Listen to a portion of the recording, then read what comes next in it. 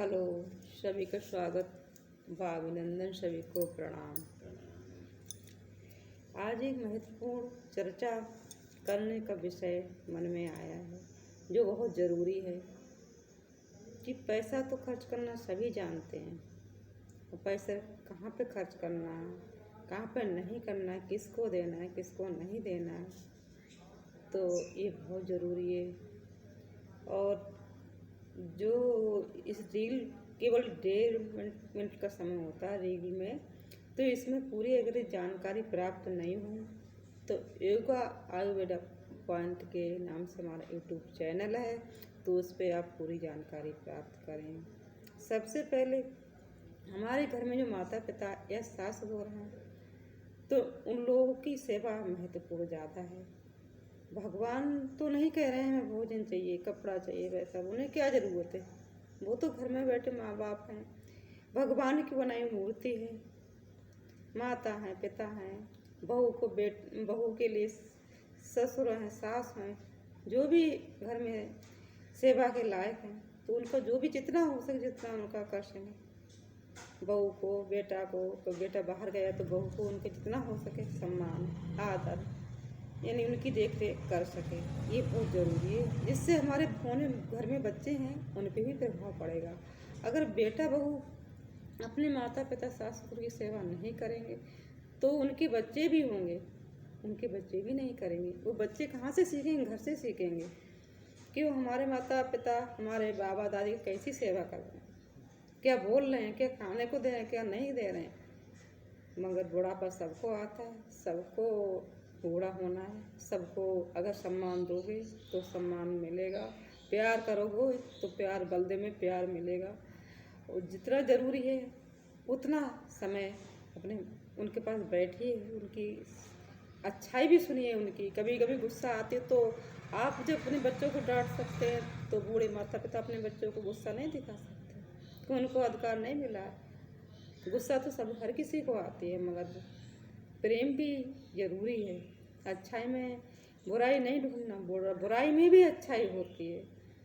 और दूसरी बात ये है, यदि हम मंदिर में दान करना चाहते हैं मगर मंदिर में दान ना करके आप अस्पताल जाएं या कुष्ठ आश्रम है वहाँ जाएं या किसी विद्यालय में जाएं, तो ऐसी जगहों पे दान करना उचित है। मंदिर में तो क्या जो पैसा इकट्ठा होता है उसको सबको पता है क्या होता है क्या नहीं, उस पैसे से कितनी भंडार भरे हुए हैं। और भगवान को पैसे की ज़रूरत नहीं, भगवान तो भाव के भूखे होते, प्रेम के भूखे होते हैं। भगवान तो कहते हैं हमारी बनाई हुई मूर्ति का सेवा नहीं कर रहा है तो हम नहीं मांग रहे उनकी सेवा कि हमारे ऊपर जल चढ़ाओ, हमें प्रसाद दो, हमें हमारे मंदिर में दीपक जलाओ। भगवान तो खुश जब हो जाएंगे जब आप घर पे बैठे माता पिता हैं उनकी सेवा करो, उनके समय को भोजन दो, उनकी देख रेख करो, उनकी ज़रूरतें पूरी करो। तो भगवान की पूजा बहुत ज़्यादा महत्वपूर्ण है कि वो भगवान ने बनाई और जो मूर्तियाँ हैं वो इंसान ने बनाई। तो आप ही बताइए कि भगवान की बनाई हुई मूर्ति की पूजा करना ज़रूरी है कि इंसानों की बनाई हुई मूर्ति की। और जो प्रसाद पैसा हम दान पात्र में डालते हैं, मंदिर में जमा करते हैं, कमेटी भी होती है, बहुत सारी जगह पे इतना पैसा होता है कि सरकार उस पैसा का इस्तेमाल करती है। मगर हमारे मन में एक विचार आया, अगर पैसा किसी पे ज़्यादा है तो जितना हो सके आप मंदिर में तो ऐसे ही हाथ जोड़िए, प्रसाद चढ़ाइए, भाव भावना से एक दूसरे को सम्मान करिए, प्रसाद बांटिए, उतना ही बहुत है। अगर मंदिर में पैसा दान करना है तो आप अस्पताल जाएं, वहाँ पे कोई ना कोई आपको बड़े से बड़े, छोटा से छोटा ये ज़रूर आस लगाए बैठे होगा कि हमारा बच्चा बीमार है, हमारे माता पिता बीमार हैं, कि हमारी पत्नी बीमार है, कि कोई तो आए तो उससे हमें कुछ मदद मिल सके।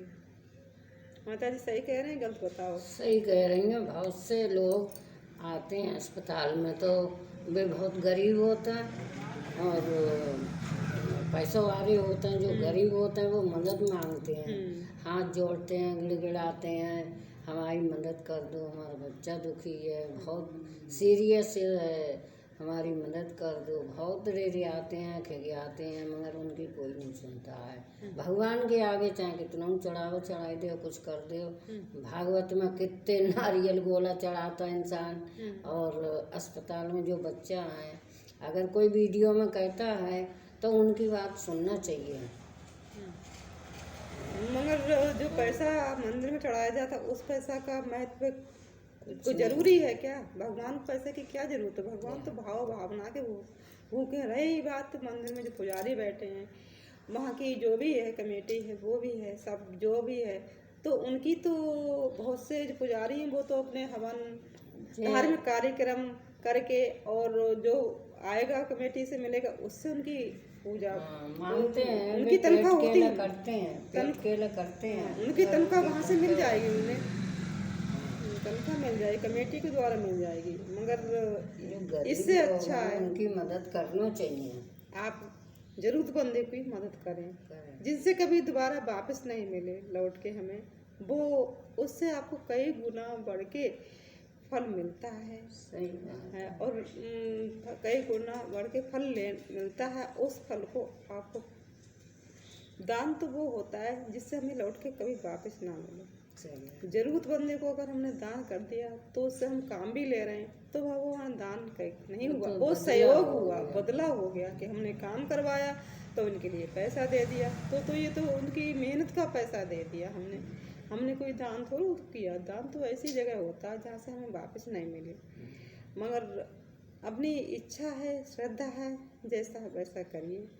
अपने घर, अपने परिवार, अपने समाज में अच्छे विचार, अच्छे कर्म, अपने बच्चों को अच्छा बनाइए, उन्हें अच्छी शिक्षा दीजिए, एक दूसरे का सम्मान करिए, उन्हें योग के लिए आसन करवाएं, योग नहीं कर पाए तो उन्हें दौड़ लगाएं।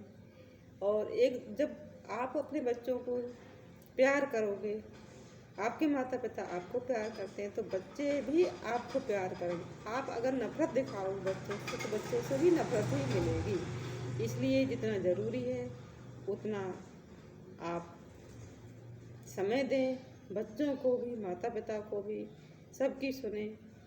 कि कभी माता पिता अपने बच्चे को पास से कितना बड़ा करते हैं, इसलिए करते हैं कि हमने जो पेड़ लगाया है तो उसकी छाया हमें मिले। मगर भाग्य है सबका अपना अपना, जिसकी किस्मत में जो होता है वही मिलेगा। मगर कर्म करना हमारे हाथ में है। सही बात है।